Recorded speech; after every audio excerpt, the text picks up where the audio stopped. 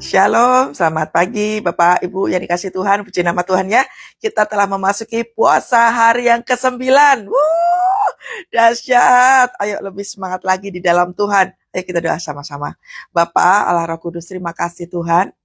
Sungguh Engkau Bapa yang baik. Kami mengucap syukur buat segala kebaikan Tuhan. Kami boleh memasuki hari yang baru, kami boleh memasuki puasa hari yang ke-9. Terima kasih Tuhan memberikan kami sehat, kuat. Hari lepas hari kami tahu tekanannya nggak mudah. Tetapi kami bersyukur, kami berjalan bersama-sama dengan Tuhan. Terima kasih buat rahmat kasih-Mu.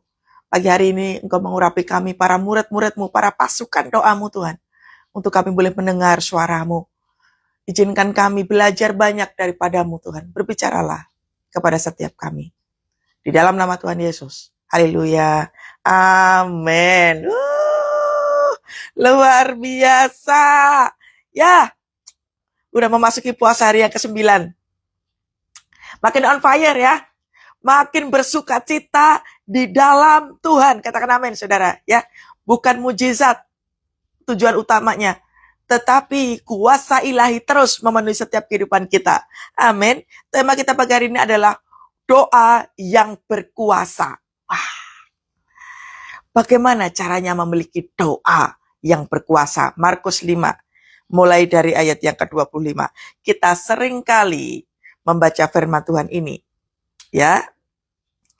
Kita mau belajar pada seorang perempuan yang 12 tahun mengalami pendarahan, bagaimana dia memiliki satu kuasa ilahi itu dia terima daripada Tuhan Yesus.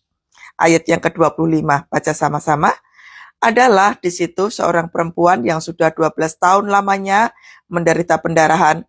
Ia telah berulang-ulang diobati oleh berbagai tabib, sehingga telah dihabiskannya semua yang ada padanya, namun sama sekali tidak ada faedahnya. Malah sebaliknya keadaannya semakin memburuk. Dia sudah mendengar berita-berita tentang Yesus, maka di tengah-tengah orang banyak itu ia mendekati Yesus dari belakang dan menjamah jubahnya. Nah, adalah seorang perempuan yang 12 tahun lamanya menderita pendarahan. Adakah di sini yang sudah pernah sakit pendarahan? Sakit enggak, saudara? Saya pernah mengalami sakit pendarahan. Itu sakitnya luar biasa. Ini 12 tahun. 12 tahun itu waktu yang lama atau sedikit? Lama tuh ya. 12 tahun sakit pendarahan. Namanya darah keluar terus-menerus. Selama 12 tahun. Kira-kira nyaris mati enggak, saudara? Kalau kita pakai akal logika kita, pasti orang kayak begini harusnya mati sih. Karena 12 tahun pendarahan, kalau kita pakai logika, darah yang keluar terus-menerus kayak begitu, bisa kita bayangkan kurus kering, gak berdaya, gak punya kekuatan, ya, kesakitan terus-menerus. Gak cuma secara fisik yang sakit, mentalnya pasti mengalami sakit juga. Karena tidak mengalami kesembuhan. Di situ dikatakan bahwa 12 tahun lamanya menderita pendarahan. Apa yang kita alami sekarang? Sesuatu hal yang mustahil kita terima adanya pertolongan. 2025 kita melihat bahwa situasinya sungguh tidak mudah. Ya, situasinya sungguh tidak mudah. Hari lepas hari kita melihat bahwa 2025 itu tekanannya dahsyat banget. Tapi pada kenyataannya, masuk di tahun 2026, kita masih boleh mengalami kehidupan. Sekalipun keadaannya terseok-seok, keseret, keadaannya nggak membaik, tapi masih tetap hidup. Nah ini sama, kayak si perempuan pendarahan ini. Seharusnya mati. Sama, dalam kehidupan kita juga begitu. Seharusnya kita itu udah mati, dalam arti tanda kutip. Stres, berkepanjangan. Nah, lalu dikatakan, ia telah berulang-ulang, garis bawahi kata berulang-ulang. Kalau berulang-ulang, itu berarti nggak cuma 1 kali atau 2 kali. Selama 12 tahun itu, berarti berkali-kali dia datang ke tabib. oleh berbagai, dikatakan berbagai tabib. Kalau kata berbagai itu kan artinya kan gonta-ganti tabib toh. Coba orang kalau misalkan mengalami pergantian terus-menerus, pakai yang ini tidak sembuh, berarti udahlah ganti aja. Pakai yang ini tidak sembuh, udahlah yang ini nggak sembuh, ganti aja dokternya. Lalu pindah lagi ke sini aja. Apa yang terjadi dalam dirinya sendiri, saudara? Berarti dia nggak punya rasa percaya. Sampai mentalnya ikut-ikutan sakit. Tidak percaya terhadap tabib A, B, C, mungkin dari sekian ratus tabib, nggak ada satupun yang dia bisa percaya untuk bisa menyembuhkan dia. Secara mental, pasti dia sangat frustrasi sekali. Ya, ini kata kuncinya banyak banget. Kata kunci yang pertama, tadi itu, 12 tahun lamanya menderita, berarti seharusnya udah mati. Yang kedua, di situ dikatakan berulang-ulang, lalu berbagai tabib. Berarti dia tidak memiliki rasa percaya terhadap siapapun. Mentalnya pasti sudah sakit. Dia nggak bisa percaya. Gonta-ganti terus. Apa yang terjadi pada diri kita hari-hari ini? Pergi ke pendeta A, pergi ke pendeta B. Lalu kalau terdengar ada pendeta C, D, E, dikejar terus. Nyari pendeta, nyari pendeta. Nah ini dengan kata lain, jemaat Tuhan kayak banyak yang kayak gini. Ya enggak, banyak jemaat Tuhan kayak begini. Cari-cari hamba-hamba Tuhan. Apalagi sekarang ini banyak sekali hamba-hamba Tuhan, maaf ya. Jualan minyak urapan lah ya. Mengajarkan hal-hal, wah, hamba Tuhan atau hamba siapa ini? Hamba Tuhan mengajarkan kepada orang lain untuk memberhalakan dirinya.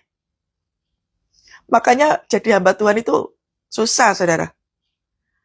Kalau hamba Tuhan tidak mengajarkan, makanya saya selalu mengajarkan kepada saudara-saudara itu, jangan memberhalakan hamba Tuhan. Saya tidak pernah mengajarkan orang untuk memberhalakan seseorang.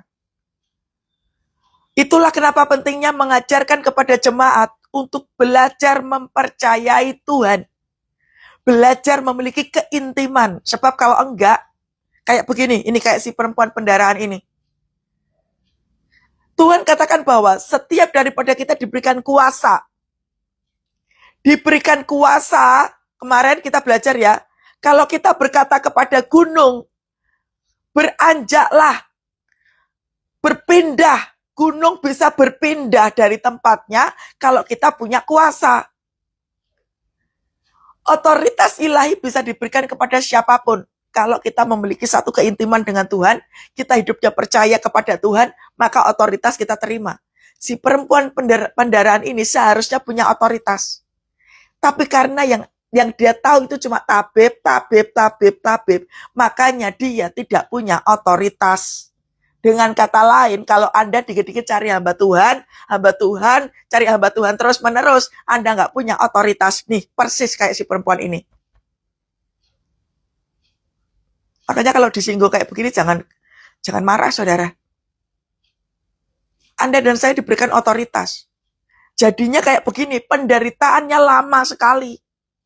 Karena yang ada di dalam pikirannya itu hanyalah tabib. Yang dia tahu, yang bisa menyembuhkan dia hanyalah tabib. Terus muter pikirannya di dalam pikirannya. Cuma cari orang loh ini yang dicari. Tabib terus. 12 tahun isinya di dalam pikirannya itu cuma yang dia tahu cuma tabib. Ya pantas aja nggak bisa pulih. Pantas aja nggak punya namanya kekuatan doa. Karena yang dia tahu hanya itu. Sebatas itu yang dia tahu. Makanya itulah pentingnya doa, pujian, penyembahan. Supaya pengetahuanmu tidak terbatas. Cuman itu terus. Ini loh firman Tuhan yang harus kau ketahui. Ini tadi pagi saya baca satu komenan di YouTube. Bu, doakan saya supaya bisa menjadi prajuritnya Tuhan. Ngapain Anda minta doa? Anda udah tahu bahwa Anda diciptakan Tuhan untuk jadi prajurit. Nggak perlu doa, Anda perlu mengatakan bahwa Tuhan ini aku, utuslah aku jadi prajurit. Udah titik.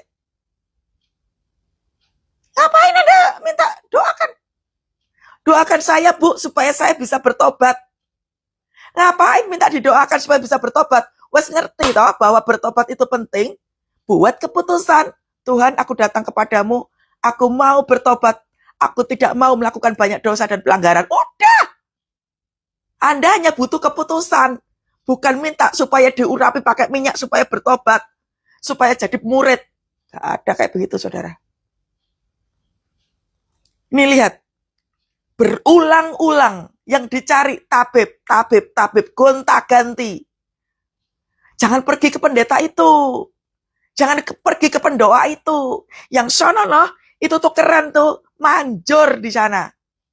Nah udah, terbatas pengertiannya. Pengetahuannya udah terbatas. Itulah pentingnya kita mau jadi murid. Yang ikut puasa Daniel ini, coba lihat. Anda dan saya dipersiapkan Tuhan untuk jadi murid.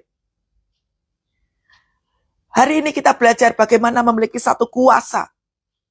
Supaya doa kita tuh ada kuasa. Nah ini kalau kayak begini, si perempuan pendarahan 12 tahun, dia doa, pasti gak ada kuasa. Kenapa? Pengetahuannya sempit. Yang dia tahu cuma tabib. Dia gak ngerti namanya otoritas. Dia gak ngerti namanya kuasa. Dia gak ngerti namanya Roh Kudus, dia gak ngerti. Taunya cuma tabib. Nah, Anda kalau nggak belajar untuk bisa memposisikan diri sebagai seorang murid, maka pengetahuanmu ya sama kayak si perempuan ini. Wajar kalau jatuh bangun terus. Ya, pengetahuannya minim. Doa profetik nggak ngerti.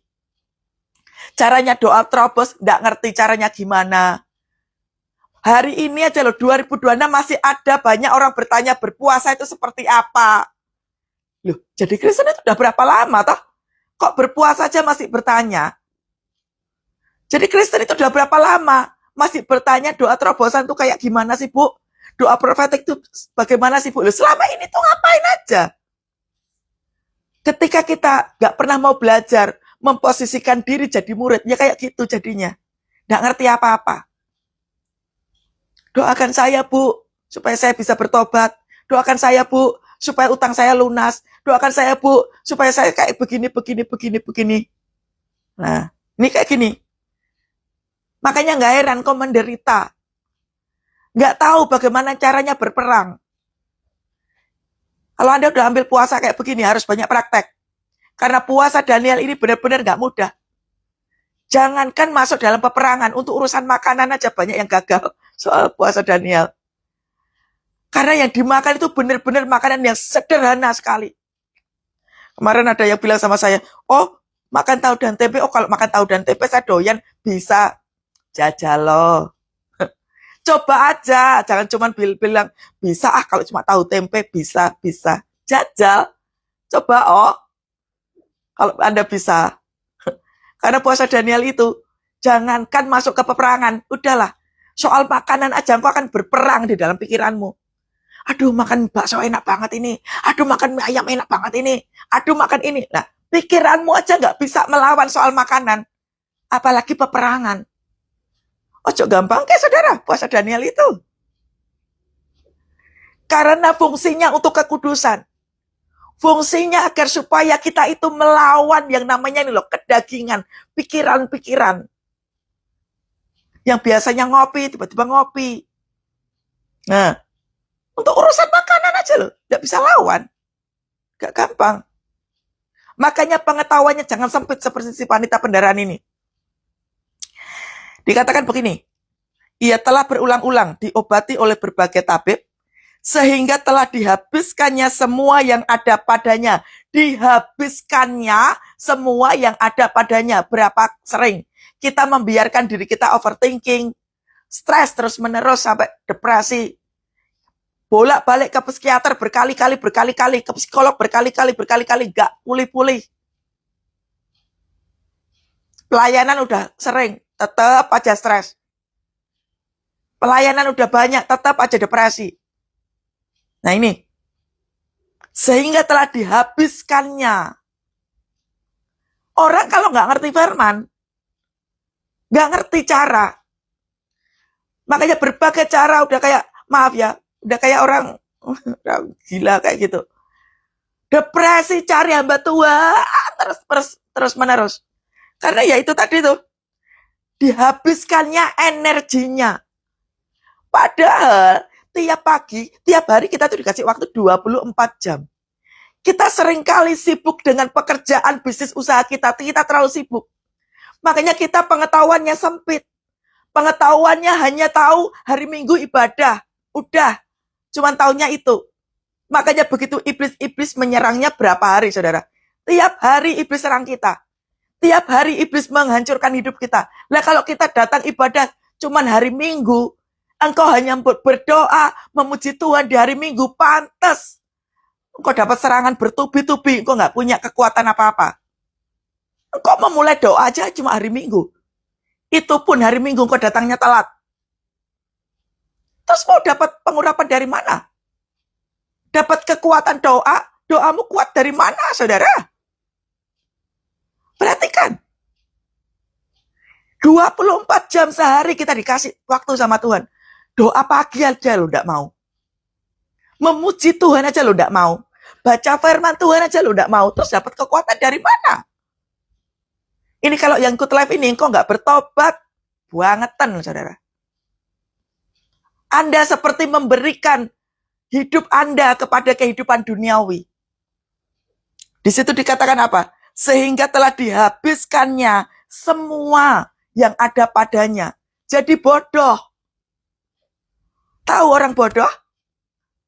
Orang bodoh adalah orang yang membangun rumah di atas pasir, itu orang bodoh. Kena banjir dikit, belum banjir, kena hujan dikit roboh. Baru kena serangan dikit, kok gini-gini amat sih hidup? Udah doa, Bu. Udah kasih perpuluhan loh, Bu. Kok Tuhan tega amat sih kasih saya kehidupan kayak begini? Saya hidup gak bahagia. Nah itu tipe-tipe manusia bodoh. Engkau membangun rumah di atas pasir, gak ngerti firman, gak ngerti doa, udah kelihatan itu kamu gak doa. Doa, Bu, saya tiap pagi, iya, doamu cuma minta. Utang lunas, ingin hidup bahagia, pengen punya keluarga bahagia, doamu cuma minta. Jangan coba-coba tipu saya, saudara. Banyak jemaat Tuhan itu coba-coba tipu. Udah doa, Bu, kualitas doamu kayak apa? Doamu cuma minta bahagia.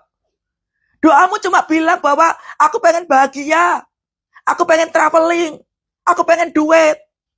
Kalau doamu kualitasnya kayak begitu, saudara, ya pantas aja. Nggak punya kekuatan, nggak punya gairah di dalam doa pujian penyembahan. Nah, di situ dikatakan, namun sama sekali tidak ada faedahnya. Lihat, sama sekali tidak ada faedahnya. Manusia bodoh pasti hidupnya nggak berfaedah. 2026 udah dikatakan engkau harus berfungsi, harus berdampak, harus berpengaruh. Kalau 3 hal ini engkau nggak pegang, engkau nggak taruh di dalam kehidupanmu, engkau akan menjadi si wanita pendarahan ini. Tidak berfaedah. Pikirannya ngertine tabib tok. Tidak tahu namanya kuasa doa. Hidupnya habis-habisan, pikirannya ruwet. Penuh dengan ketakutan, kekhawatiran. Ini kok hidup kayak begini, gajinya cuma dikit. Ini kayak begini, ancur-ancuran ya. Ruwet terus pikirannya. Ruwet ya karu-karuan. Gak ada kekuatan doa. Engkau hanya datang dari Minggu aja. Apalagi yang datangnya telat-telat itu. Saya bisa jamin itu. Kalau hari Minggu datangnya telat, engkau gak punya jam saat teduh. Coba. Yang sudah bilang sudah berdoa tapi Tuhan gak tolong. Coba nanti DM sama saya. Sudah doa, Bu. Sudah muji nyembah Tuhan, Bu. Tapi Tuhan gak tolong. Coba DM sama saya habis ini. Saya pengen tanya kualitas doamu kayak apa. Tuhan nggak bisa dimanipulasi, saudara. Tuhan aja nggak bisa saya aja nggak bisa dimanipulasi, apalagi Tuhan. Jangan coba-coba kau pikir, udah doa, Bu, hidup saya nggak bahagia. Tipe manusia sombong kayak begini. Sudah doa, Bu, tapi hidup saya kayak begini-begini amat. Manusia sombong kayak begini. Kamu punya kehidupan, bisa punya mata melihat, bisa punya kaki jalan, emangnya pemberian Tuhan atau bukan itu? Mengucap syukur aja nggak bisa, apalagi bisa berbahagia. Kalau engkau nggak bisa mengucap syukur, engkau nggak akan bakalan bisa bahagia. Masih ada jemaat DM sama saya, hidup saya nggak bahagia bu, pernikahan saya nggak bahagia bu. Ya jelas engkau nggak berbahagia, karena nggak ada ucapan syukur di dalam hatimu. Ucapan syukur itu adalah worship yang timbul di dalam hati karena kebesaran Tuhan. Mau keadaannya kayak apapun, chaosnya kayak apapun, hancur-hancurnya kayak apapun, waktu hatimu ada worship, engkau akan punya yang namanya ucapan syukur. Nggak akan berani mengatakan bahwa hidupku nggak bahagia. Manusia sombong dan maaf, bodoh. Engkau nggak bisa melihat kebesaran Tuhan karena yang kau mau itu maaf ya receh sekali. Terlalu murahan yang kau minta. Hidup berbahagia versinya kamu. Hidup kaya mapan versinya kamu. Iri sama yang lain. Yang lain itu bu kaya raya, bajunya bagus, rumahnya megah. Masa kualitas prajurit kayak begini? Membanding-bandingkan materi A, materinya sini, sama sana beda banget. Kualitas macam apa prajurit begini? Receh permintaanmu. Makanya kau stres. Pikiranmu hanya membanding-bandingkan, aku kok nggak kaya kayak tetanggaku. Aku kok nggak pinter kayak yang lain. Aku kok nggak bahagia kayak yang lain. Receh sekali permintaanmu. Apalagi kalau sekarang ini kita mau belajar tentang bagaimana punya doa yang powerful. Kalau pikiranmu masih seperti itu, waduh, susah nyampainya, saudara. Saya mau puasa, Bu, tapi saya itu punya emah. Justru kalau Anda itu punya sakit mah, belajar berpuasa, saudara. Ojo gawe alasan, sakit mah terus Anda nggak puasa. Itu artinya males. Siapa bilang orang yang sakit mah nggak bisa puasa? Karena pikiranmu selalu berkata, aku mah, sakit mah, makanya aku nggak puasa. Ini loh pikiranmu yang kau pakai. Nih kayak si perempuan pendaran ini. Dia membiarkan dirinya dihabiskan semua yang ada padanya, namun sekali tidak ada faedahnya. Hidupnya nggak berfaedah. Stres kok terus-menerus. Overthinking kok terus-menerus. Kecewa kok terus-menerus. Nggak berfaedah hidupnya. Ngomongnya negatif terus. Pasangannya diomong jelek terus. Anak-anaknya diomong jelek terus. Mertuanya diomong jelek terus. Orang tuanya diomong jelek terus, negatif terus di mulutmu. Kalau mulutnya negatif terus, gak bisa engkau belajar untuk doa powerful. Gak bisa, saudara. Doa powerful itu prajurit. Tipe-tipe prajurit. Apalagi kalau pikirannya masih receh-receh. Utangku belum lunas. Ini gimana? Ini udah kepepet. Gak kepepet. Pikiranmu ini loh, pikiranmu sempit nih kayak si perempuan pendaran ini. Namun sama sekali tidak ada faedahnya, malah sebaliknya keadaan makin memburuk. Yo pantas lah keadaan memburuk. Wong taunya cuma ibadah hari Minggu, wong taunya cuma tabib, taunya cuma cari hamba Tuhan, pindah-pindah gereja, udah dikasih tahu nih, buka itu udah ngasih tahu tertanam di gereja. Gak tertanam juga, pindah-pindah. Saya kalau minggu ibadah ke sana, ya kalau ada pendeta yang bagus pindah ke sana, pindah ke sana. Kekristenanmu mati. Ini yang ikut live ini banyak ini. Anda suka pindah-pindah gereja toh? Kekristenanmu mati. Bohong kalau Anda mengalami pertumbuhan. Gak ada orang mengalami pertumbuhan kalau kau gak tertanam di dalam satu gereja. Itulah ada namanya gembala gereja. Fungsinya gembala itu apa loh? Gembala itu mendengar suara Tuhan. Bagaimana caranya supaya jemaatnya itu boleh ngikutin tuntunan Tuhan melalui gembala itu. Lah nek Anda pindah. Sing mbok rungokne sapa? Yang Anda dengerin siapa, saudara? Anda harus punya yang namanya gembala, saudara. Amin. Anda harus punya yang namanya gembala pemimpin gereja untuk menuntun. Nggak usah pindah-pindah gereja. Makanya mengalami satu kematian di dalam kekristenan, gak bertumbuh. Pindah sana, pindah sini, nih kayak begini. Sama sekali tidak ada faedahnya, malah sebaliknya keadaannya makin memburuk. Konseling sana, konseling sini, gak mari-mari, gak sembuh-sembuh. Minta diurapi terus-menerus, gak sembuh-sembuh. Wong gak tertanam mau di gereja. Udah gak tertanam, gak punya komsel, gak punya kul, gak ada CG, gak ada apa lagi. Gak cukup, saudara, kalau Anda hanya ibadah di hari Minggu aja. Anda perlu namanya komunitas. Bu, saya itu pernah ikut komunitas, Bu. Tapi saya diomongin jelek, Bu. Anda mau lari kemana? Waktu kita tidak berfungsi, tidak berfaedah, tidak berdampak, tidak berpengaruh, maka kita akan menjadi komsel-komsel yang model kayak begitu, ngomongin sana, ngomongin sini. Kitanya sendiri nih harus memberikan contoh yang benar. Saya gembala kul, saudara. Saya gembala komsel. Saya ngajarin kepada anak-anak saat teduh, tiap hari saat teduh. Lihatin ya anak-anak komsel saya. Tiap hari kok harus saat teduh. Ada catatannya saat teduh. Tiap hari dijadwalin satu persatu. Saat teduh kita sama. Hari ini saat teduhnya apa? Dibaca sama-sama, direnungkan sama-sama, dilakukan sama-sama. Saya sendiri juga harus kasih contoh. Untuk bisa taat. Untuk bisa ngajarin mereka dalam peperangan. Ngajarin mereka berpuasa. Ngajarin doa keliling. Loh kayak gitu loh. Kalau Anda ikut komsel, Anda ikut kul, Anda ikut komunitas kekristenan, Anda belajar. Kalau pikiranmu cuman, nggak mau apa-apa diomongin jelek, apa-apa diomongin jelek, engkau menjadi manusia bodoh jadinya. Nggak ngerti apa-apa. Pikiranmu, ini loh, yang ngomong itu pikiranmu. Karena udah pernah kecewa ke komunitas yang sebelumnya, lalu engkau menggambarkan bahwa semua komsel, semua kul itu sama. Itu pikiranmu sama si perempuan pendarat ini. Membatasi pikiran karena apa? Pikirannya jelek. Saya kecewa sama hamba Tuhan yang ini, Bu. Makanya saya pindah gereja.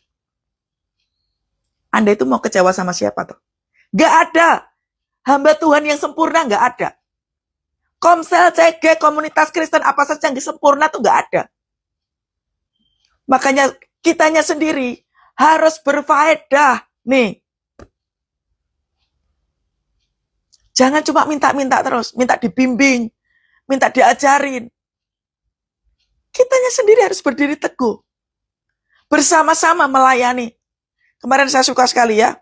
Ada seorang ibu yang dianya sendiri sedang mengalami satu tekanan kehidupan. Dia cerita kalau suaminya lagi didukunkan sama orang. Koncone ngomong, dukun itu harus dilawan sama dukun. Kalau pengetahuanmu sempit, maka engkau akan ikutin apa kata sahabatmu. Oh gitu ya, cariin dukun yang mana? Yang paling manjur, yang paling mahal, aku akan bayar. Itu kalau pengetahuanmu sempit. Ngertinya cuma itu tok. Dukun lawan pakai dukun. Tapi karena dia tahu yang namanya doa, pujian penyembahan, dia tahu firman. Dia bilang, enggak, aku punya Tuhan yang besar. Mending dia taat sama Tuhan. Dia mending kehilangan suaminya tapi taat sama Tuhan. Daripada suaminya balik, tapi menghadirkan kuasa jahat di dalam rumahnya. Mbok pikir pergi ke dukun itu gak menghadirkan kuasa jahat? Gak ada tumbal gitu? Ada, saudara. Mbok pikir. Hello. Apa yang kau pilih? Ada namanya konsekuensi. Makanya waktu orang lain ngomong tentang kesalahan, kita nggak bisa nimpali toh. Oh gitu ya. Dukun yang mana? Anda nggak bisa jawab. Karena apa? Pengetahuannya sempit. Tapi beda sama si ibu ini. Ibu ini tahu namanya doa. Dia berpuasa. Dia ngerti firman. Ya Banda. Nah. Ayat yang ke-27. Dia sudah mendengar berita-berita tentang Yesus. Dia sudah mendengar berita tentang Yesus. Kita itu dibaptis tahun piro? Jadi Kristen udah berapa lama? Makanya kalau ke gereja cuma hari Minggu, engkau pindah gereja berkali-kali. Kayak si perempuan ini. Ngerti Yesus, tapi nggak mau ditanam. Ngerti Yesus, tapi nggak pernah doa, pujian penyembahan, firman Tuhan ini nggak pernah dibaca. Ngerti Yesus, tapi mintanya mujizat terus. Ngerti Yesus, pengennya sembuh terus. Pengennya instan berkatnya. Merasa bahwa sudah doa, pujian penyembahan, Tuhan nggak tolong. Ngata-ngatain Tuhan. Tuhan biarkan saya begini. Tuhan biarkan keluarga saya begini. Padahal saya ini melayani Tuhan tiap minggu. Nggak ngerti kan? Ini loh, kalau nggak baca firman Tuhan kayak begitu. Engkau lagi ditanam, rantingmu tuh lagi dipotong sama Tuhan. Engkau belum melekat kepada si pokok anggur. Engkau lagi ditanam, lagi dipotong rantingnya, lagi diproses, lagi diajarin, lagi dididik. Isik ngoceh aja. Mujizat mana? Mujizat mana? Oh, lagi dididik kok. Lagi diproses, lagi ditanam. Ribut, wae mujizat. Nek gak kapok sama doamu itu, gak kau ganti cara doamu itu. Kayak gitu terus, saudara. Sampai kiamat, sampai Tuhan Yesus datang untuk yang ke sekian kalinya. Kesekian kalinya lagi. Tuhan Yesus sudah mau datang loh. Kok pikirannya sik mujizat, wae. Nih kayak begini jadinya. Dia sudah mendengar, berarti kan waktu dia pergi ke tabib berkali-kali itu, dia itu sudah ngerti Yesus. Tapi pikirannya sempit. Taunya cuma pergi ibadah cuma minggu tok. Makanya yang dia tahu cuma tabib, padahal dia sudah tahu namanya Yesus. Kalau kita punya kebiasaan dikit-dikit cari hamba Tuhan, ya kayak gitu. Kok nggak tahu yang namanya kuasa doa? Kok nggak tahu yang namanya kuasa berpuasa? Sakit mah, Bu, saya nggak bisa puasa. Hei, iblis mencuri, membunuh, dan membinasakan. Ojo lali, jangan lupa membinasakan. Berpuasa aja kok alasannya sakit mah, Bu, sakit lambung, Bu. Alah. Peperangan macam apa itu? Cari pengertian puasa itu seperti apa. Aduh, Bu, puasa Daniel, makanya tahu tempe. Lihat sate aja loh, udah pikirannya udah ruwet. Lihat ada makanan enak, ada steak, pikirannya udah ruwet. Banyak sekali tuh yang konseling sama saya kayak begitu. Salah alamat, Anda kalau konseling tipe receh begitu ke saya. Soal makanan aja kok konseling sama saya, yo ngapain? Konseling lah sama saya, duduk sama-sama untuk apa? Belajar doa keliling. Belajar bagaimana menyembuhkan orang sakit. Belajar bagaimana ngusir setan. Anda duduk sama saya. Kalau cuman, Bu, saya itu sakit mah, Bu, gak bisa puasa. Gak usah DM sama saya. Males saya tuh membacanya, saudara, kayak gini nih. Tipe-tipe pasukan loh, masuk receh banget. Dia sudah mendengar berita tentang Yesus. Kita udah dengar Yesus. Yesus memiliki keintiman dengan Bapaknya. Apa enggak ngikutin toh? Ikutin, saudara. Ikutin. Apa yang dilakukan Yesus pagi-pagi benar? Yesus datang ke Bapaknya. Begitu selesai melayani, begitu selesai mengajar, Yesus pun datang ke Bapaknya. Pagi, malam, doa, pujian penyembahan. Doa terus. Maka di tengah-tengah orang banyak itu, nah, jangan nunggu bonyok, jangan nunggu habis-habisan, baru engkau ingat Yesus. Maka di tengah-tengah orang banyak itu, ia mendekati Yesus dari belakang dan menjamah jubahnya. Ini enak enggak, saudara? Kondisinya lagi pendarahan, dia menyeret tubuhnya demi ketemu Yesus. Kalau engkau belum menyeret, namanya lututmu belum lecet untuk bisa ketemu sama Tuhan Yesus, jangan berhenti berlutut. Kalau engkau belum mendapatkan yang namanya terobosan, jangan berhenti untuk berlutut. Jangan berhenti. Doamu jangan berhenti. Apalagi mengotori mulut dengan mengatakan, kok gak ada mujizat ya?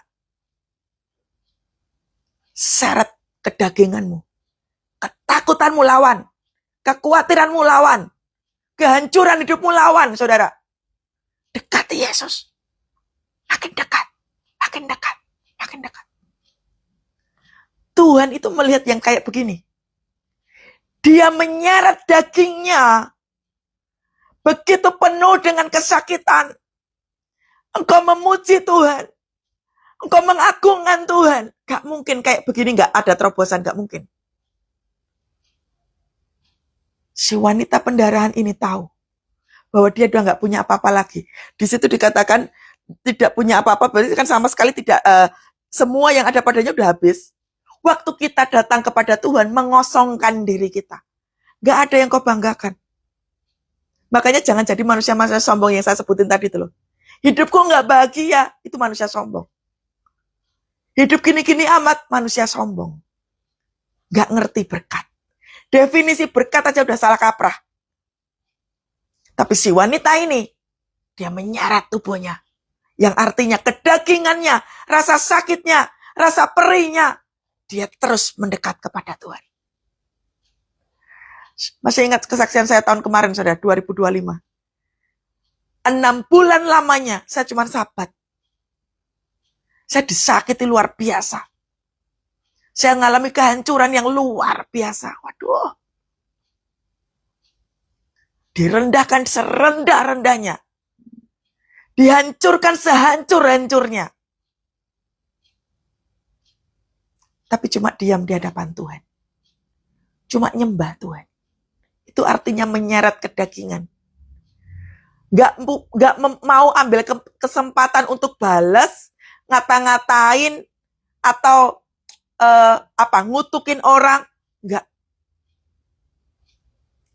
Menyeret dagingnya untuk apa? Nyembah Tuhan. Menyeret dagingnya untuk apa? Mengampuni. Menyeret dagingnya untuk apa? Mendoakan orang-orang yang menghancurkan hidup kita. Menyeret daging kita untuk apa? Bayar harga pagi-pagi doa, pujian, penyembahan. Ngantuk, capek, lelah, frustrasi, gak berkekuatan. Nyeret dagingnya untuk mendekat kepada Tuhan. Tuhan, ini aku. Jadikanlah aku hamba-Mu untuk melakukan firman-Mu.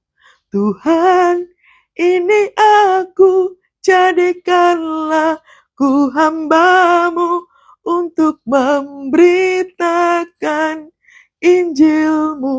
Nah, bagaimana caranya memberitakan Injil? Proses yang kau alami itu, engkau intim dengan Tuhan, lalu waktu engkau ketemu sama teman-temanmu dan engkau bisa mendoakan, itu namanya memberitakan Injil-Mu. Engkau bisa kasih contoh kepada keluargamu bagaimana berdoa. Engkau bisa memberikan contoh kepada orang tuamu, kepada siapapun yang ada di luar sana, untuk memuji dan memuliakan Tuhan. Engkau bisa jadi contoh. Makanya waktu diproses sama Tuhan, seret kedaginganmu. Seret, saudara. Ya, di situ dikatakan, di tengah-tengah orang banyak itu, ia mendekati, garis bawahi. Kalau belum sampai engkau dekat dengan Tuhan, kalau belum sampai lututmu berdarah, dekatin terus. Di situ dibilang, mendekati Yesus dari belakang. Berarti Yesusnya nggak lihat kita. Kalau sekiranya rasa-rasanya kok Tuhan nggak memandang doa kita, kok rasa-rasanya Tuhan itu kok jauh sama kita, itu perasaanmu tok. Kok kayaknya Tuhan nggak dengar ya? Kok kayaknya Tuhan gak ngabulin doaku ya? Nih, si perempuan itu mendekati Yesus dari belakang. Jadi terkadang kita diizinkan untuk ngerasain yang namanya doa kok rasanya jauh. Kok rasanya Tuhan itu jauh. Kok rasa-rasanya Tuhan itu gak mendekat sama kita. Kok rasa-rasanya kering. Kok rasa-rasanya hampa. Terkadang kita merasakan itu. Jangan lelah. Mendekati Yesus, kata kuncinya. Waktu engkau mendekati Yesus secara otomatis, saudara, doamu akan menjadi powerful. Doamu gak akan pernah sama lagi. Karena doamu sudah belajar menerobos. Jadikanku hamba-Mu ya Tuhan. Jadikanku hamba-Mu ya Tuhan. Terima kasih. Kalaupun hari ini aku mengalami kegagalan, aku punya Tuhan. Aku percaya Tuhan buka pintu. Aku percaya kepadamu Tuhan. Engkau sedang apa toh? mengaktifkan imanmu. Tipe-tipe yang kayak begini, doamu powerful. Doamu powerful. Seperti yang saya saksikan kemarin, hari Minggu waktu saya pelayanan di gereja Tangerang. Hujannya gede, macet parah, udah jelas-jelas di map saya terlambat 7 menit. Doa, Tuhan, sekiranya Kau berkenan mengulurkan waktu ya Tuhan. Hamba-Mu datang gak terlambat ya Tuhan. Karena memang saya gak telat kok. Kalau tiba-tiba di tengah jalan ada namanya macet, ada namanya serangan macet, serangan itu tuh nggak ada jadwalnya, saudara. Serangan itu nggak ada jadwalnya. Serangan nggak nunggu kita baik dulu. Makanya bagaimana caranya kita berkata, Tuhan, ulurkan waktu dalam nama Tuhan Yesus, agar hamba-Mu sampai di gereja. Nggak terlambat ya Tuhan. Doamu powerful loh. Kenapa? Berusaha untuk apa? Mengurai yang namanya kemacetan. Berusaha untuk apa? Ada perkenanan Tuhan. Menghentikan jamnya supaya hamba-hamba Tuhan ini datangnya nggak telat. Yang tadinya harusnya macet, yang harusnya telat 7 menit. Tiba-tiba bisa datang lebih awal 5 menit sebelum jam 4:30. Kalau engkau nggak memiliki doa yang powerful seperti ini, yang ada engkau ngeluh terus, gimana sih ini kok macet, ini gimana bisa telat nih, bisa telat. Loh, kamu punya otoritas, kamu punya doa. Kalau udah kayak begitu, ya doa. Jangan habiskan waktu, nih kayak ini, si perempuan ini, jangan habiskan waktu, hanya pikiranmu terbatas pada macet. Kalau udah kayak begitu, doa. Makanya contohlah seperti ini, mendekati Yesus, sekalipun Yesus gak pandang kita, deketin. Menjamah jubah, lalu sembuh, kira-kira masuk akal enggak, saudara? Enggak. Tapi si perempuan ini memposisikan dirinya, aku berjalan di atas kemustahilan. Aku berjalan di atas kemustahilan waktu aku berkata bahwa Tuhan ulurkan waktunya supaya hamba-Mu datang ke gereja itu nggak telat. Itu namanya mustahil. Apa ono waktu diulurkan? Nggak ada. Tapi saya berdiri pakai iman. Saya nyatakan Tuhan kalau Engkau berkenan mengulurkan waktunya, menguraikan itu yang macet di jalan itu Tuhan. Biarlah perkenan-Mu turun. Jamnya terulur. Jamnya terulur. Yang di depan macet tiba-tiba jadi lengang. Anda belajar doa yang seperti ini. Jangan doa kata semoga. Semoga ada jalan keluar. Semoga ada berkat. Ini doa receh. Ini doa salah. Doa salah kaprah ini kayak begini. Yang benar itu adalah Tuhan, aku percaya kepadamu. Suamiku, istriku mengalami pertobatan. Anak-anakku mengalami pertobatan Tuhan. Di dalam nama Tuhan Yesus, proses aku terlebih dahulu. Aku mau bertobat, aku mau berubah. Waktu aku bertobat, waktu aku berubah, pasanganku akan berubah. Doa itu yang kayak begitu. Bukan, Tuhan, semoga ada pemulihan dalam keluargaku. Kok gak percaya akan kuasa Tuhan? Ya. Asal ku jamah saja jubahnya, aku akan sembuh. Tuhan, aku percaya kepadamu. Kalau dengan mengatakan jadilah terang, maka terang itu jadi, ya berarti bahwa kita itu percaya atas perkataan Tuhan. Waktu engkau baca firman Tuhan ini, apa yang kau perkatakan itu sama kayak perkataannya Allah. Jadilah terang, jadilah pagi. Terciptalah burung, terciptalah ikan, terciptalah tumbuh-tumbuhan. Loh, sekali ngomong, jadi. Itu artinya waktu kita percaya, waktu kita baca firman Tuhan, kita percaya akan kuasanya. Makanya jangan membatasi pikiran kita hanya dengan perkara-perkara yang receh. Ini loh firman Tuhan, baca. Waktu kita membaca, kita memperkatakan kebesaran Tuhan. Kita mengagungkan Tuhan. Nih cara bacanya kayak begini. Itu kan ada kalimatnya kayak begini nih. Ayat yang ke-28. Sebab katanya, asal ku jamah saja jubahnya, maka aku akan sembuh. Di situ cara bacanya kayak begini. Tuhan, aku mau menjamah jubahmu. Aku mau menjamah. Tuhan Yesus, aku percaya kepadamu Tuhan. Segala perkara dapat kutanggung di dalam Tuhan. Waktu aku percaya kepadamu, aku pasti sembuh. Aku pasti pulih. Aku pasti merdeka. Aku pasti ngalami terobosan. Aku yakin Tuhan. Si perempuan ini Tuhan, dia berdoa mendekat kepadamu. Tuhan, biarlah pengurapan yang sama Tuhan, yang kau berikan kepada perempuan ini ada padaku ya Tuhan Yesus. Iman yang kuat untuk mendekat kepada Yesus ada padaku. Dalam nama Tuhan Yesus, yes Tuhan, aku percaya asal ku jamana kayak gini. Satu ayat bisa jadi doa. Bisa jadi doa. Berdoa dengan memperkatakan firman Tuhan. Nih kayak gini. Nek mau coba firman Tuhan tuh kayak gitu.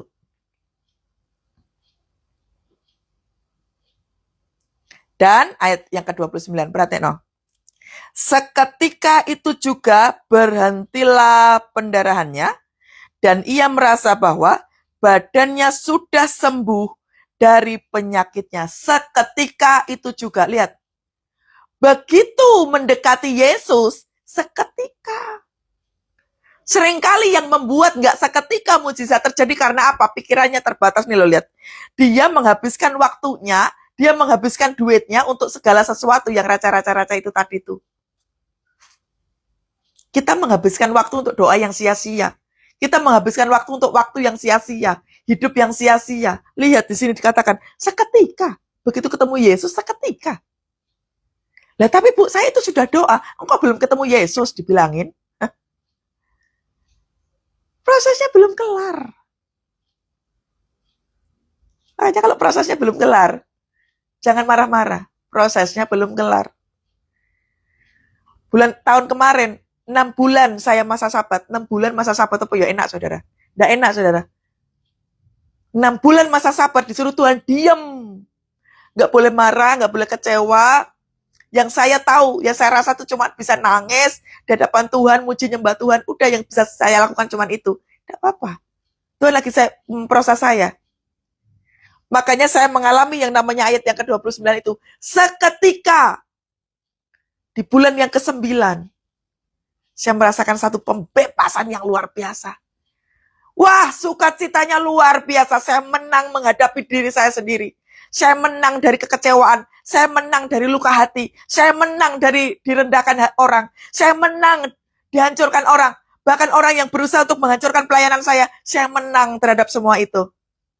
Menang gak marah, menang gak ngutuk, menang untuk terus mengampuni, menang untuk apa? Mendoakan, memberkati. Bulan Desember sebelum Natal, Tuhan suruh apa? Deketin, layanin, peluk, doakan. Kalau hatinya sembuh, pulih, enak. Datangnya enak, ketemu sama orangnya enak. Makanya diproses, jangan protes. Itu loh fungsinya. Memiliki doa yang powerful tuh kayak begini. Mendekat kepada Tuhan, waktu diproses, deketin sama Tuhan. Tanpa kau sadari, doamu akan powerful. Sekali ngomong, terjadi. Tuhan, aku rasa-rasanya mengalami kasus kehancuran Tuhan. Aku rasanya sakit banget Tuhan. Rasanya kok sakit ya Tuhan. Gak apa-apa. Tuhan, terima kasih. Rasanya sakit, pulihkan hatiku. Nah, sekali minta Tuhan, pulihkan hatiku pulih. Ya, betul. Musuh terbesar kita itu diri sendiri. Makanya lawan kita, firman Tuhan udah dikatakan bahwa lawan kita bukan darah dan daging, bukan manusia, saudara. Manusia itu diizinkan Tuhan untuk ketemu sama kita, untuk apa toh? Menggesek hidup kita. Terkadang kita diizinkan Tuhan ketemu sama orang yang ngata-ngatain kita, yang menghancurkan kita. Biasanya orang yang paling terdekat yang dipakai Tuhan untuk menghancurkan kita. Mau menang atau kalah? Ya, sudah selesai. Sudah tahu ya caranya doa yang powerful seperti apa? Syarat dagingmu. Engkau akan tahu. Doamu akan berbeda. Saya membaca DM-an dari orang-orang yang dulunya nggak ngerti apa-apa. Saya baca udah mulai ngerti. Tipe-tipe pasukan itu mau belajar. Yang tadinya nggak ngerti doa profetik, yang tadinya nggak ngerti doa keliling, tiba-tiba melakukan itu. Tiba-tiba bisa nginjilin orang. Tiba-tiba tuh bisa melakukan doa profetik. Itu kan keren. Itu pasukan. Dan saya sebagai mentor, saya sebagai hamba Tuhan, bangga loh membaca DM-an kayak begitu. Bangga sekali. Keren ya. Wow, puasa hari yang ke-9. Dahsyat. Ya, dahsyat. Besok kita akan ketemu lagi di puasa hari yang ke-10. Siapkan minyak urapan ya, hari ke-10. Minyak urapan. Kita minta pengurapan Tuhan. Untuk kita dipersiapkan Tuhan. Melalui hidup yang kudus. Kita dipersiapkan Tuhan. Untuk mengalami kemenangan terhadap diri kita terlebih dahulu. Dan kita memenangkan orang-orang di luar sana. Termasuk keluarga kita. Ya, yuk kita doa sama-sama. Ku yakin Kau hadir di sini. Amin. Ku rasakan kuasa yang tak terbatas. Ku yakin Kau nyata di sini. Yes, kemenangan terjadi di sini. Amin. Ku yakin Kau hadir di sini. Ku rasakan kuasa yang tak terbatas. Ku yakin Kau nyata di sini. Kesembuhan terjadi di sini. Kelepasan terjadi di sini. Kemenangan terjadi di sini. Kami mengucap syukur kepadamu Tuhan. Kami telah memasuki puasa hari yang ke-9. Kekuatan tubuh, jiwa dan roh akan semakin teguh di dalam hidup kami. Terima kasih Engkau menuntun kami hari lepas hari ya Tuhan. Kami membuka telinga kami day by day ya Tuhan Yesus.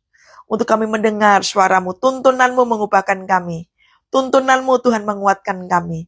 Terima kasih Allah Roh Kudus, berikan kami kekuatan yang baru. Untuk kami boleh menjalani kehidupan kami di tahun 2026 ini Tuhan. Di awal tahun ini Tuhan, kami berpuasa selama 10 hari puasa Daniel ini Tuhan. Memberikan kepadamu ya Tuhan. Hati yang baru ya Tuhan Yesus. Kami mau memberikan cinta kami kepadamu. Kami terus mengasihi Tuhan. Kami terus menyayangi Tuhan. Kami terus intim dengan Tuhan. Kami cinta Tuhan mati-matian. Mari Roh Kudus, pengurapan-Mu turun bagi kami semua. Pagi hari ini ya Tuhan Yesus. Kami kuat, kami teguh. Iman kami semakin kokoh di dalam Engkau ya Tuhan. Terima kasih, terima kasih. Terima kasih Tuhan. Saudara, saya melihat bahwa Engkau lagi dipersiapkan Tuhan. Tapi yang kau rasakan, rasanya tuh babak belur banget. Bonyok rasanya. Tapi engkau lagi dipersiapkan sama Tuhan. Kemenangan sudah ada di depanmu. Jangan mundur. Tuhan sedang mempersiapkan engkau yang rasa-rasanya kau udah ancur-ancuran banget. Kau lagi dipersiapkan sama Tuhan.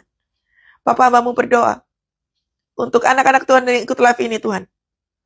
Mereka yang mengalami satu tekanan kehidupan yang luar biasa dahsyat. Biarlah Engkau mempersiapkan orang-orang ini sebagai pasukan doamu. Sebagai pembawa pesan Tuhan, the messengers itu Tuhan.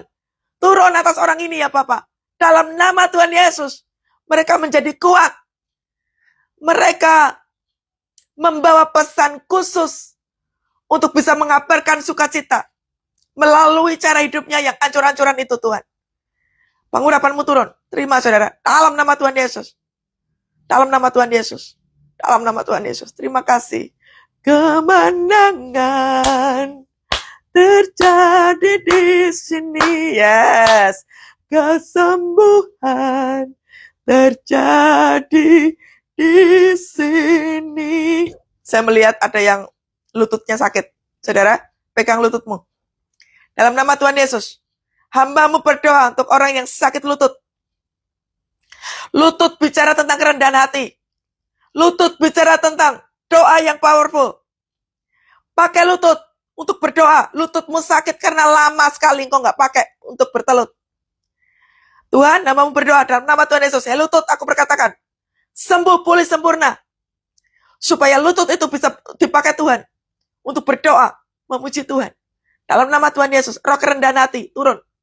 Roh mengampuni, belas kasihan turun atas hatimu. Maka terimalah kesembuhan daripada Tuhan. Hati yang mengampuni, hati yang bersih dari perkataan-perkataan kasar. Dalam nama Tuhan Yesus, tulang kaki sembuh pulih sempurna. Dalam nama Tuhan Yesus. Terima kasih Tuhan. Kesembuhan terjadi di sini. Kelepasan terjadi di sini. Angkat tanganmu sama-sama saudara. Diberkatilah kehidupanmu. Diberkati keluargamu. Diberkati berlimpah-limpah bisnis usahamu. Diberkati pekerjaanmu. Diberkati kesehatanmu. Berlimpah-limpah kasih setia Tuhan mengalir atasmu. Apa saja yang kau kerjakan, Tuhan menjadi berhasil. Dalam nama Tuhan Yesus. Haleluya. Amin. Dahsyat. Ya, sampai ketemu besok pagi. Besok pagi siapkan minyak urapan ya. Kita akan minta pengurapan daripada Tuhan. Supaya kita dipersiapkan Tuhan menjadi pasukan doanya yang dahsyat. Ya, oke.